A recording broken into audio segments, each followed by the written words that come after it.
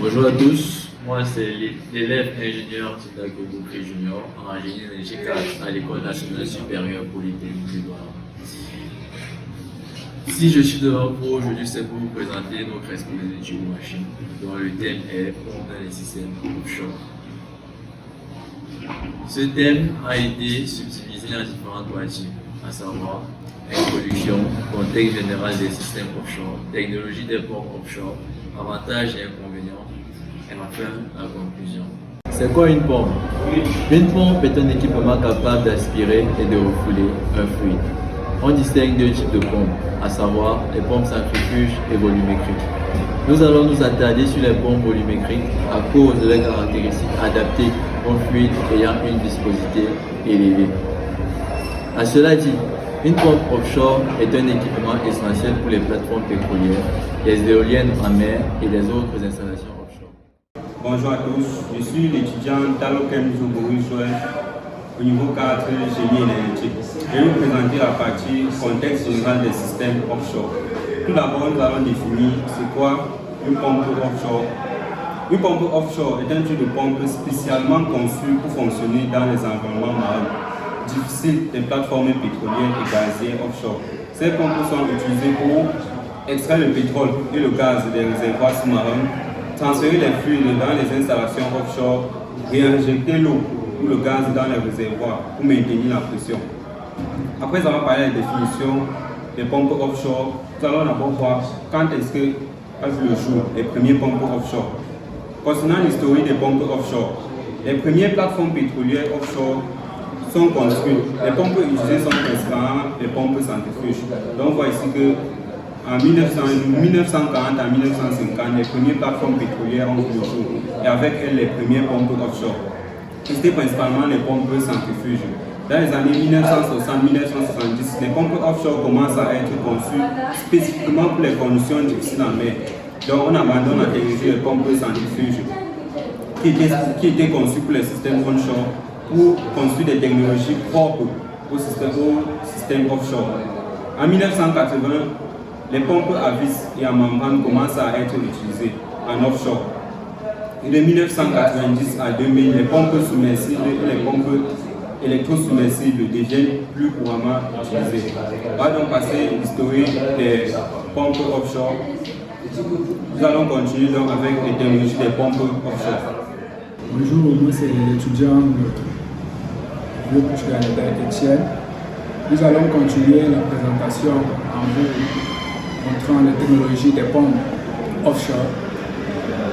Il en existe principalement trois types où nous pouvons retrouver les pompes à vis excentrées, type moineau.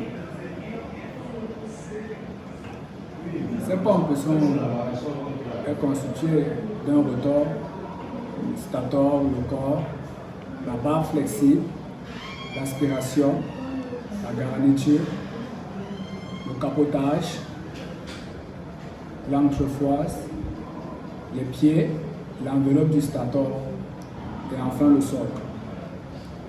Le principe de fonctionnement. Lorsque le rotor tourne à l'intérieur du stator, les alvéoles progressent le long de l'axe de la pompe en décrivant une spirale sans changer de forme ni de volume, transférant ainsi le produit depuis l'entrée d'aspiration jusqu'à la sortie de refoulement. Le débit est proportionnel à la vitesse d'entraînement, ce qui permet une grande précision, quelles que soient les variations de la pression de refoulement. Nous allons continuer avec les caractéristiques de la pompe à vis excentrée. Il est généralement caractérisé par un débit de 500 m3 par heure, avec une pression maximale de 60 bars et généralement utilisé de 4 à 16 bars. Ce type de pompe est idéal pour le pompage de produits visqueux, agressifs ou fragiles. Cette pompe est très utilisée dans le secteur du pétrole.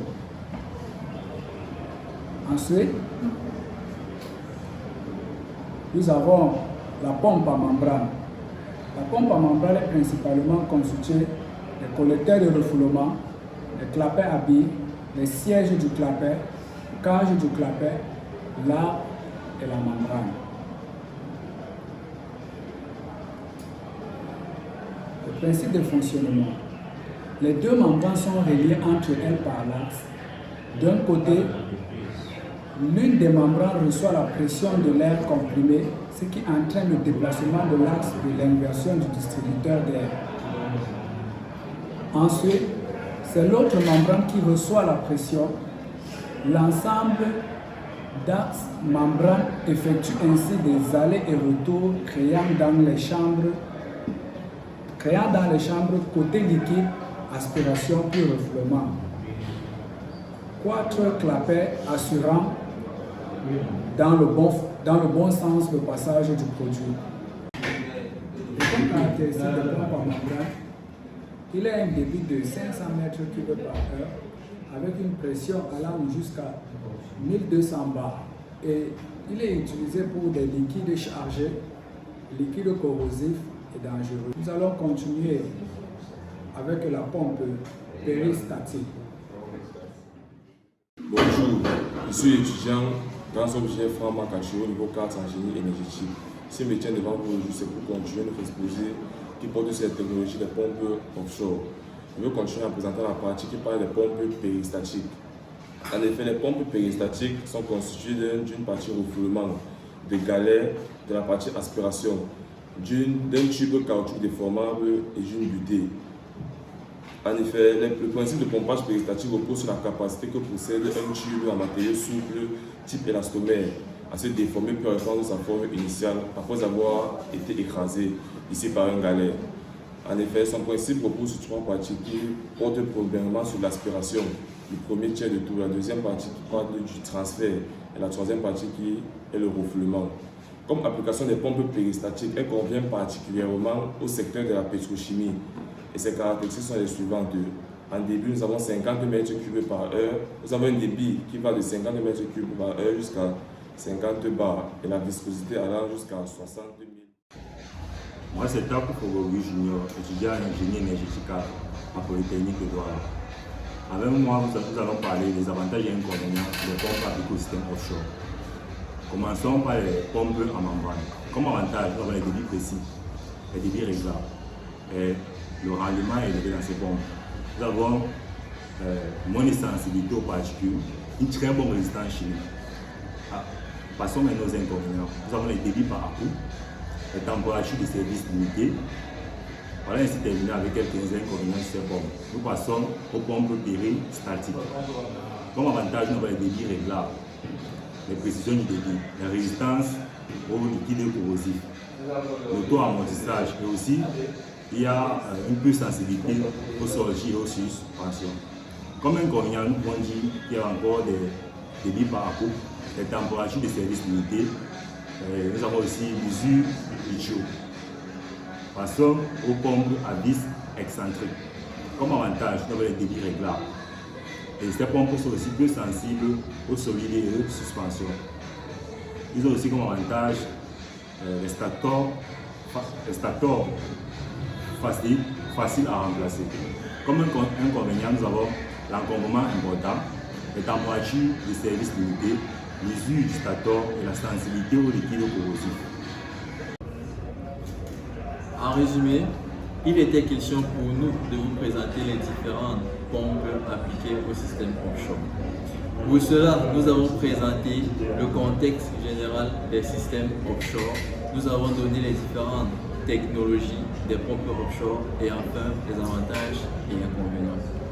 Au vu de tout ce qui a été dit, nous pouvons dire que les pompes offshore sont des équipements critiques pour les installations en mer, nécessitant les caractéristiques spécifiques pour résister aux conditions extrêmes.